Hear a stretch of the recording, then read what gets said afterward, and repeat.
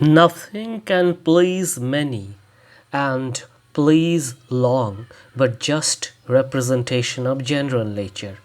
Dr. Johnson said this in praise of Shakespeare in his Preface to Shakespeare when he published a compendium of or collection of Shakespeare's plays in 1765.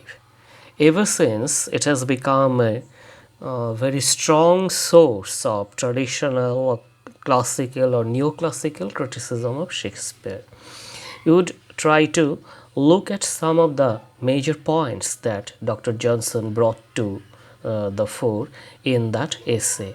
The first point, what I have quoted just now about the merit of Shakespeare is that Shakespeare represented, you know, truly represented general nature. That is, he was not very particular or specific to certain oddities or absurdities, like Ben Jonson, for example.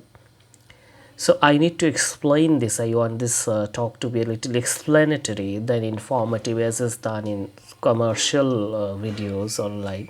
Those are bad.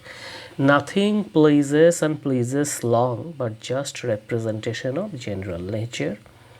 Oddities and eccentricities or very typical kinds of writings and other things. Say today there is a lot of talk going on about graphic fiction. I think this is not a just representation, that is total representation of general nature. It is in vogue for some time and then there will be wane. I'm talking like an old person now, but I have become one perhaps.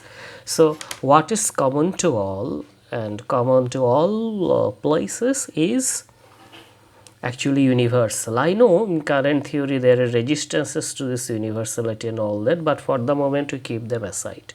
So Shakespeare truly represented his age, and being so, he became actually universal. Now, secondly, the second greatness of Shakespeare is that you can find a storehouse of wisdom for all practical things in Shakespeare's plays, be it law, be it learning about religion or society. In fact, it is so varied. I want to use what Dryden used about Chaucer, that here is God's plenty with respect to Shakespeare also. Then third thing is related to this is Shakespeare's thematic variety, very important. Dr. Johnson says that all Shakespeare's contemporaries are primarily concerned with love or about love, but not Shakespeare. Here I remember our Bollywood. If you watch the Bollywood movies, mainstream, it seems there is no other business in life than falling in love and falling out of love, then again falling in love. मैंने तुमसे प्यार किया, मैंने प्यार क्यों किया, and all these things, 80 to 90% प्यार and all this. So that was the situation of Shakespeare's contemporaries.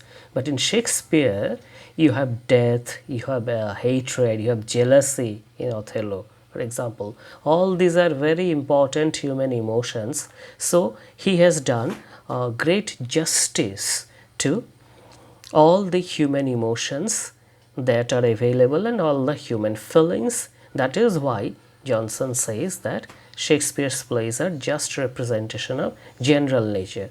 But about his negatives, he says, firstly, Shakespeare seems to write without any moral purpose, slightly contradicting himself.